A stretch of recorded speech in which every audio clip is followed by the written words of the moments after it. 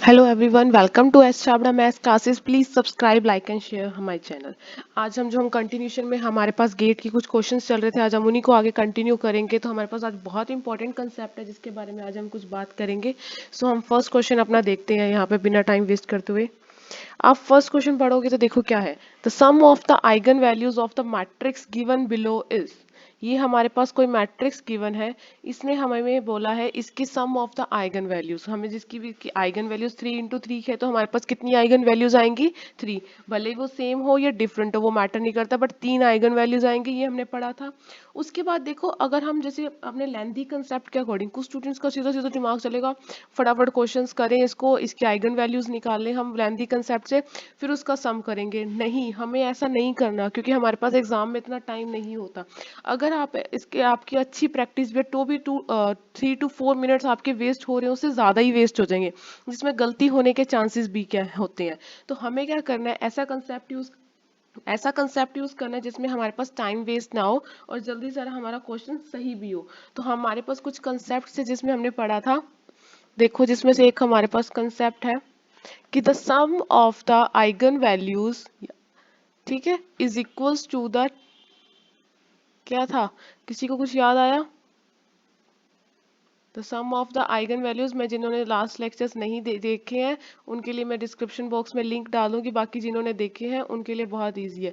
तो ये हमारे पास क्या होता है, equals to sum of diagonal elements, यानी कि ट्रेस।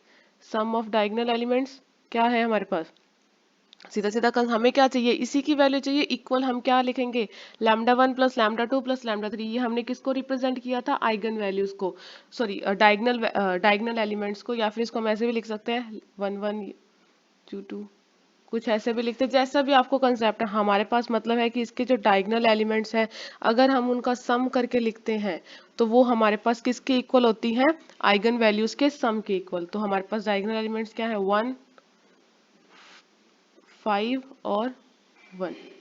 तो हमारे पास आंसर क्या है। ये एक चीज ध्यान रखना, कुछ स्टूडेंट्स इसको गलत इंटरप्रेट कर लेते हैं कि ये क्या है, आइगन वैल्यूज। जो डायगोनल एलिमेंट्स होते हैं इनके, वो आइगन वैल्यूज नहीं होती, बल्कि आइगन वैल्यूज का सम और जो डायगोनल एलिमेंट्स का सम हमेशा इक्वल होता है, ना कि ये दोनों इक्वल होती है कि आइगन वैल्यूज और डायगोनल एलिमेंट्स। कई बार कुछ स्टूडेंट्स इसे गलत इंटरप्रेट कर लेते हैं कि जो हमारे पास ये डायगोनल वैल्यूज है वही आइगन वैल्यूज है। ऐसा गलत कंसेप्ट आपको नहीं याद रखना है, इनके दोनों के सम इक्वल होते हैं। तो हमारे पास क्या है, 7।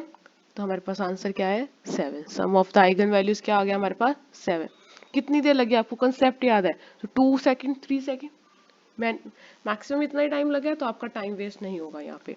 नेक्स्ट क्वेश्चन देखिए, the eigen values of the matrix P. ये हमारे पास कोई मैट्रिक्स दे रखी है, ठीक है, इसकी हमें आइगन वैल्यूज चाहिए। देखो, हमें इसमें कुछ नहीं वो पूछा। देखो, एक चीज ध्यान रखना है, हमारे पास जो अभी ऊपर वाला कंसेप्ट यूज किया है इसी को हम कुछ यूज करके देखते हैं। कि देखो मेरे पास, देखो 2 × 2 की है, 2 × 2 की मैट्रिक्स है, तो तो इसके कितने आइगन वैल्यूज होंगी, 2 आइगन वैल्यूज होंगी हमारे पास। ठीक है, तो हमें वही 2 आइगन वैल्यूज निकालनी है। तो एक चीज देखो, इसने बोला है कि अब देखो पूरा कंसेप्ट निकाल लें हम, ठीक है, उससे हमारा टाइम वेस्ट होगा। तो आप फटाफट क्या करो कि जैसे इन दोनों का डायगोनल एलिमेंट्स का सम क्या है हमारे पास, 4 + -5। तो आंसर क्या आएगा, -1। तो हम क्या करेंगे, ये देखो आपको टाइम बचाने के लिए, जब हम कॉम्पिटिटिव में क्वेश्चंस करते हैं तो हम क्या करते हैं, कोशिश करते हैं टाइम बचाने की। तो आपके पास ये क्वेश्चंस है, आपके पास ये क्या है, हमारे पास ऑप्शंस है, इसमें से चेक करो। ये तो है हमारे पास ट्रेस, यानी कि सम ऑफ द डायगोनल एलिमेंट, ठीक है। ये किसके इक्वल होता है, सम ऑफ द आइगन वैल्यूज। तो आप स्टूडेंट्स क्या करो, यहाँ पे जो हमारे पास ये क्या आइगन वैल्यूज के ऑप्शंस दिए हुए हैं, इन दोनों का सम चेक करो। अगर वो भी माइनस, जिसका आंसर -1 आता है वही हमारा ऑप्शन, हमें निकालने की जरूरत ही नहीं। हमारा टाइम कितना बच गया यहाँ पे। तो आप देखो, इन दोनों का सम करेंगे 1, गलत। इन दोनों का, इसका सम करेंगे -1, हो सकता है सही। अभी इसका सम 7, इसका सम 3। तो हमें, हमारे पास ये गलत, ये गलत, ये गलत। तो सही क्या हुआ हमारे पास, ये दोनों उसकी आइगन वैल्यूज है। बाई चांस स्टूडेंट्स यहाँ पे -1 किसी और का भी आता है तो आपको क्वेश्चन सोल्व करना पड़ेगा वो, या फिर कुछ एक्स्ट्रा उसने कोई चीज दी हुई है तो हमें उसका कंसेप्ट यूज करना है। तो आपको तब ये ऐसी चीज नहीं करनी कि भाई इस, मान लो इसी का भी -1 आता तो हमें सोल्व करना पड़ता। ये तो हमारे पास सिंगल में -1 में आ गया जिसका सम -1 है, तो हम पे इसे टिक करके आगे चलेंगे। इसी तरह से आगे क्वेश्चन देखते हैं। देखो मैं एक नीचे वाले क्वेश्चन को करती हूँ पहले। For the matrix the eigen values are, देखो ये हमें मैट्रिक्स दी हुई है, इसने हमें क्या बोला, आइगन वैल्यूज निकालने के लिए बोला है। सबसे पहले हम वही कंसेप्ट करें, the sum of the eigen values equals to the sum of the diagonal elements. तो डायगोनल एलिमेंट्स का सम हमारे पास क्या है, इक्वल्स टू ट्रेस क्या है हमारे पास 8। आपको ट्रेस के नाम से भी दिया जाता है, ट्रेस क्या होता है, सम ऑफ द डायगोनल एलिमेंट। तो ट्रेस, तो आप देखो इन दोनों का यहाँ पे सम किसका 8 आ रहा है, इसका सम करेंगे तो मेरे पास क्या आ गया 0, डिस्कार्ड। इसका सम -8, हमें क्या चाहिए +8, डिस्कार्ड। इसका सम क्या आ रहा है हमारे पास 8, हो सकता है इसका सम 5, ये भी डिस्कार्ड। तो हमारे पास आंसर क्या आया सी। ये हमारे पास इस मैट्रिक्स की हमारे पास आइगन वैल्यूज क्या आएंगी 3 एंड 5। इस ऊपर वाले क्वेश्चन पे भी हम करते हैं, इससे पहले कुछ और क्वेश्चन है आगे यहाँ पे डिस्कस करते हैं। The eigen values of the, देखो यहाँ पे स्टूडेंट्स बहुत कंफ्यूज होते हैं कि ऐसे क्वेश्चंस को देख के बच्चे डर जाते हैं ये क्या हो गया। तो कुछ नहीं करना, कंसेप्ट बेस पे इजी है क्वेश्चन। देखो the eigen values of the following matrix are, ये हमारे पास मैट्रिक्स है, इसकी हमें आइगन वैल्यूज चेक करनी है। वही कंसेप्ट यूज करें, देखो ये हमें आइगन वैल्यूज का हमारे पास क्या है ऑप्शंस दे रखे हैं। तो देखो हम वही यूज करेंगे, इसके डायगोनल एलिमेंट्स का सम हमारे पास क्या है -1 -1 +3। तो हमारे पास क्या आंसर आया 1, यानी -2 + 3 इक्वल्स टू क्या आया हमारे पास 1। तो हमारे पास सम ऑफ द डायगोनल एलिमेंट्स क्या है 1। तो अब हमें चेक करना है कि सम ऑफ द आइगन वैल्यूज क्या है। इनका सम करो तो क्या आएगा, देखो 5 + 5 सॉरी 3 + 3 + 5j -6 -j। तो देखो इसका सम क्या है हमारे पास 6 और -6, ये तो 0 ही हो गया। तो ये हमारे पास नहीं होगा क्योंकि हमें क्या चाहिए 1। तो आप देखो कोशिश करो कि जिसमें हमें जे या वगैरह कुछ नहीं चाहिए तो वो सीधा सीधा कैंसिल हो जाए। तो आप देखो ये क्वेश्चन देखो, जैसे +5 +j, यहाँ पे भी कैंसिल नहीं होगा, जे और ये जे कैंसिल होगा, 5j बचेगा, ये ऑप्शन भी हमारे पास नहीं होगा। ठीक है, ये क्वेश्चन देखो -j -j, हमारे पास ये ऑप्शन भी नहीं होगा।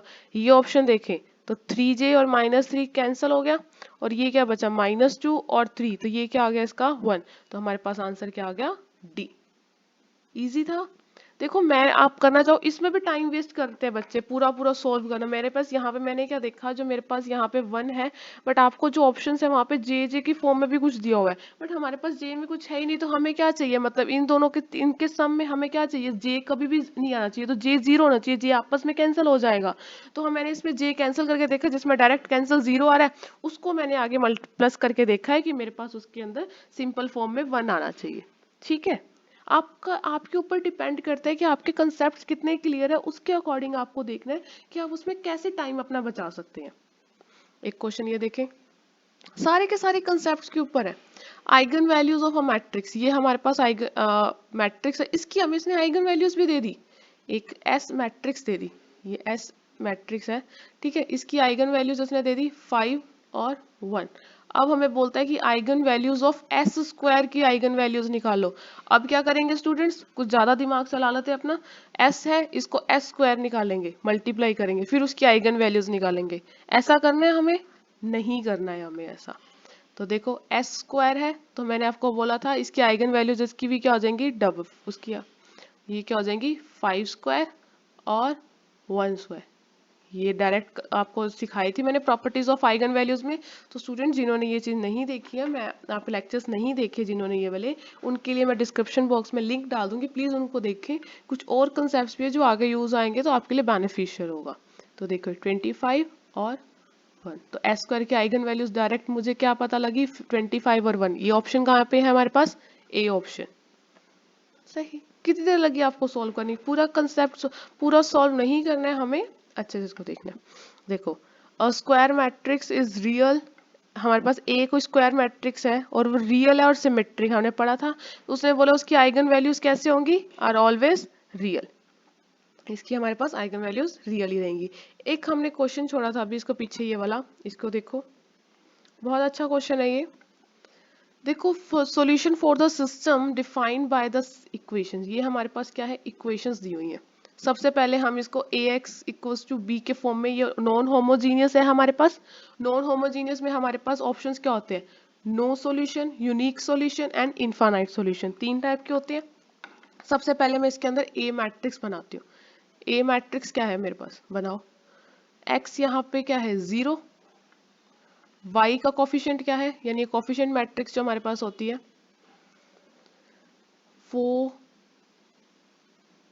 3, यहाँ पे क्या आएगा 2, y 0 है, x क्या है -1, और यहाँ पे नीचे 3 2 और 0। ये हमारे पास कोफिशिएंट मैट्रिक्स। b हमारे पास क्या बनती है, कांस्टेंट मैट्रिक्स, वो क्या है 8 2 और 5। फिर हमारे पास आती है अननोन मैट्रिक्स। हम सॉल्यूशन में क्या करते हैं, अननोन मैट्रिक्स को तो निकालते हैं, यानी इसकी जो अननोन वैल्यूज क्या है हमारे पास x y और z, ये वैल्यूज निकालते हैं। हम नॉन होमोजीनियस है तो हमारे पास किसके अकॉर्डिंग है, ax इक्वल्स टू b। देखो सॉल्यूशन निकालने का आपको मैंने 2-3 तरीके बताए थे। एक तो इन्वर्जन मेथड से दिखाया था, एक्स वाई जेड की वैल्यूज निकालनी है, और मैंने आपको क्या सिखाया था, क्रैमर रूल। क्रैमर रूल क्या होता है हमारे पास, देखो हमें टाइम बचाना है, हम कोई थ्योरी क्वेश्चन नहीं कर रहे हैं, तो हमें क्या बचाना है, टाइम। तो देखो dx अपॉन डी वाई की वैल्यूज, तो हमें क्रैमर रूल इजी लगता है, उससे जल्दी आंसर आए तो आप वैसे सॉल्व करो, कोई दिक्कत नहीं है। और z is equals to D Z upon में डी ये डिटर्मिनेंट था, और ये हमने जो इसकी एक्स की जो हमारे पास कॉलम था उसको एक्सचेंज करके सॉल्व किया था। तो सबसे पहले हम डी निकालते हैं, इसका डिटर्मिनेंट निकालते हैं। तो जैसे ही हम इसका डिटर्मिनेंट निकालेंगे, ठीक है, ये -4, इसको सॉल्व करोगे तो ये हमारे पास क्या आंसर देगा, 0। मेरे पास ये डिटर्मिनेंट क्या देगा, 0 देगा। स्टूडेंट्स आपको सॉल्व करना आता है अच्छे से, बाकी फिर भी आपको कोई दिक्कत है तो आप लेक्चर देके सॉल्व कर सकते हैं। मैंने इसको डायरेक्ट लिख दिया है कि इसका डिटर्मिनेंट हमारे पास क्या आएगा, डिटर्मिनेंट ऑफ ए, या फिर हम इसे किसके रिप्रेजेंट कर रहे हैं, डी से, कैपिटल डी से, ठीक है। तो ये हमारे पास क्या है, 0। तो जब हम x की वैल्यूज निकालें, मैंने आपको ये बताया था क्रैमर रूल्स वगैरह हम तब लगाएंगे जब उसका डिटर्मिनेंट हमारे पास क्या हो, नॉन जीरो हो, ठीक है। तो बट ये 0 आ गया, तो हमारे पास x y z की वैल्यूज निकलेंगी नहीं। क्यों नहीं निकलेंगी, क्योंकि अगर वैल्यूज होंगी तो अब देखो यहाँ पे मैं डिटर्मिनेंट 0 होंगी तो ये क्या आ गया, इनफाइनाइट, यानी x की वैल्यूज नॉट डिफाइंड, y की वैल्यू नॉट डिफाइंड, z की वैल्यू नॉट डिफाइंड। तो हमारे पास इसका ऑप्शन आएगा नॉन एग्जिस्टेंट। सो स्टूडेंट इस तरह से हमें क्वेश्चंस करने हैं, कुछ कंसेप्ट्स यूज करके, और कुछ अपना टाइम बचाना है, हमें हर जगह पे अपना टाइम बचाना और कंसेप्ट्स यूज करने हैं। सो आपको जिन्होंने लेक्चर्स नहीं देखे हैं वो भी लेक्चर देखें, अच्छे से इसको और समझे, पिछले भी कुछ मैंने क्वेश्चंस और सॉल्व करवाए हैं वो भी देखें। Thank you so much for watching.